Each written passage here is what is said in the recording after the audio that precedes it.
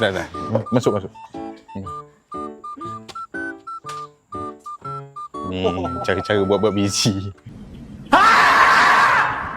Ya, tadi kita dah cerita pasal ni racun tikus yang kita bawa storm dengan Silontra. Ni kita ada satu lagi. Satu lagi ni kita panggil Ditex Block. Tahu? Ditex Block ni dia adalah umpan tikus, non-toxic punya umpan tikus. Okey. Ditex ni dia non-toxic rodent bait tau. Tujuan dia untuk kita nak monitoring dia. So, kat mana kita nak pakai Ditex ni? Ditex ni kalau kau bau macam mentega tau. Dia bau mentega dengan bau kacang-kacang sikit. Right. Dia bukan cheese tau. Orang selalu tengok cerita kartun, tikus ni dia kaitkan tikus kalau nak makan dia kena makan dengan keju. Tikus suka makan keju. Sebenarnya tikus tak suka makan keju. Makanan favourite tikus adalah kacang. Tahu tak? Peanut. So benda ni dia buat berasaskan daripada kacang. So dia ada bau macam bau margarin sikit, bau kacang sikit. So benda ni dia boleh attract tikus. Jadi kat mana kita nak guna benda ni? Guna dia benda ni kita pakai dekat macam contoh kalau rumah ni kita pakai glue trap kan. Ni kita panggil glue trap. Ada setengah orang dia letak ikan masin, letak roti. Tapi kita sebagai pest control yang profesional, kita tak pakai lah barang-barang makanan.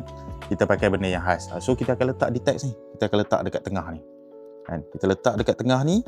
And then tikus dia akan attract dengan bau dan rasa daripada Ditex ni. And then dia akan pergi kat sini dan dia kenalah dengan gam ni. Dia akan melekat lah kat situ. So ini semua ni yang kita pakai ni, servis daripada Pakar Pest ni, kita terang cakap semua premium. Semua premium. Kita pakai racun yang premium. Kita pakai produk trap yang premium.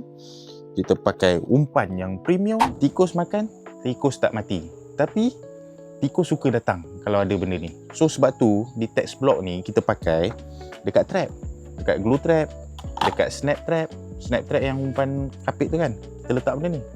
Sebab law dia, kita tak boleh pakai orang kata sumber makanan manusia khas ni yang ada dalam rumah ni, macam ikan masin ke, macam roti ke, peanut butter ke, kita pakai untuk kita buat servis.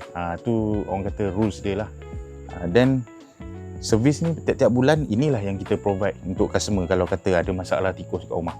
Jadi korang kalau ada masalah tikus dekat rumah, tak kira lah masalah tikus besar ke, tikus kecil ke, cencorot ke, masalah semut ke, masalah lipas ke, contact Pakar Pest.